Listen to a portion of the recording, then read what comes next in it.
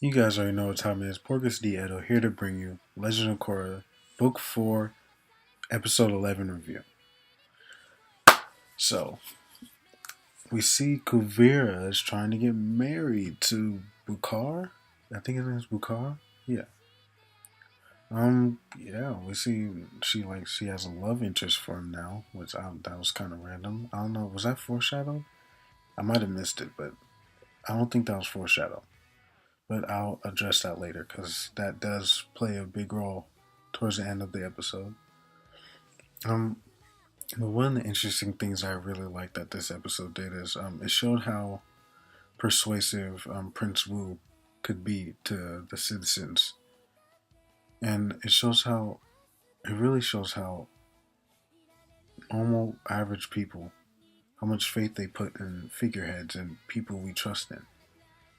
You know, if a if a police officer, it's kind of like I'll use America for an example.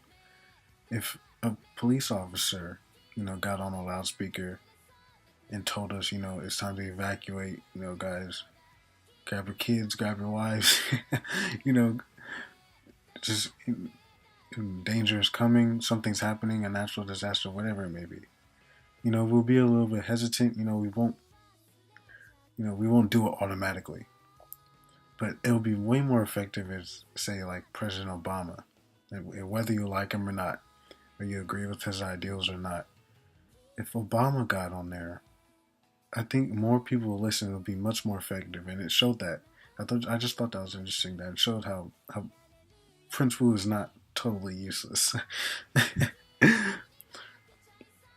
and so we find out also that Kuvira's army came a week early, which I think we all expected. I mean, obviously it'll be a little too easy for everybody to know that they're coming in 2 weeks. It's just you know.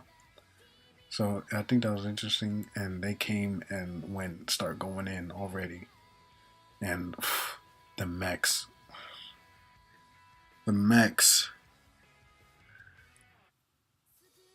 and Korra, in the Legend of Korra, mechs. What is this, Gundam? Am I watching Gundam Wing right now? Zeta Gundam, and they can use. Apparently, the mech can use. I think it's only one mech, and it can use the weapon of mass destruction, which is it looks great. The animation looks great. The animation in this episode was just great, and the mechs look really cool. Well, the one mech looks really cool, and but that weapon, and I'm starting to notice, and Sawyer Seven Mage said the same thing too, or he alluded to the same thing. The further we go into the season, the more and more it seems like Kuvira is just turning into a power hungry psychopath. I don't know. And it's okay. It's fine. I mean, I don't think she's a bad antagonist, but I just hope they don't lose her identity by doing this. Like, what? I just hope they don't just turn her into just straight, power hungry. Give her some depth. I hope they don't lose the depth and lose the reasonings and the ideals that she has. I really hope they don't screw up and they keep that. I just I'm just scared. I'm just nervous that they don't just completely mess up her character. Because I like Kuvira. She's cool. I want you guys to tell me in the comment section. You think this is a good or bad thing? That she's, the further we go, the more she seems like a power hungry general. And another interesting thing we see in this episode, when Korra was about to interrogate Bukar. I gotta check. I gotta make sure I'm saying it. I think it's Bukar. Let me. I think I wrote it down.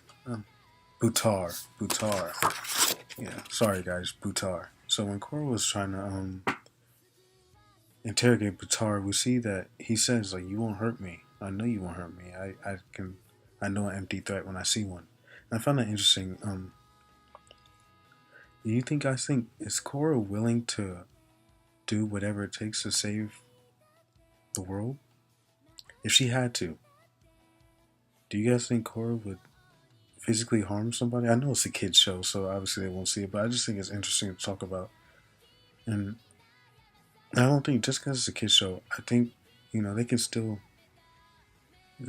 deal with those conflicts, those moral conflicts. I think they could still do that. What is she willing to do whatever it takes to save the world?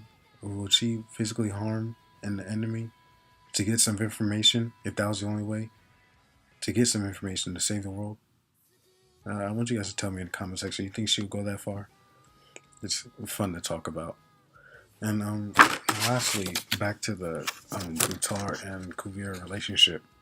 I think it was kind of a plot device, not a bad plot device, but it is a plot device to get Butar back,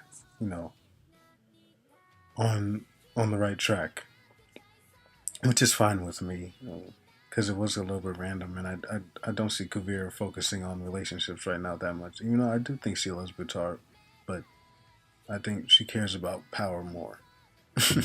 Obviously, since she's about to eviscerate everybody. But I thought that was interesting, and I don't know. Do you guys think it's a bad plot device? Because it is. But do you guys? It is a plot device, but you guys think it's a bad one or a good one? I think it's fine.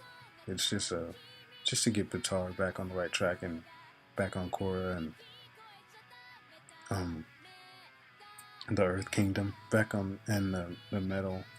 I forget the Metal Kingdom's called. Back on the right track. But other than that, I liked the episode. It was pretty good. Pretty interesting things. It wasn't too amazing. I'm hyped for the season finale. I hope I see Korra go in once again. It's been a long time. Korra, we're ready. Go in. But I'll give this episode a 7 out of 10. And yeah. So expect. I've been having troubles. I did my Vampires Diaries review. Expect that here in a minute. It's uploading right now as we speak. Also expect an About Me video, because this is like my third video ever on YouTube. I'm excited. Yeah, so I'm gonna upload that too as well. And if you have any suggestions on some shows I should review, please put it in the comment section. And yeah, so thank you. Bye.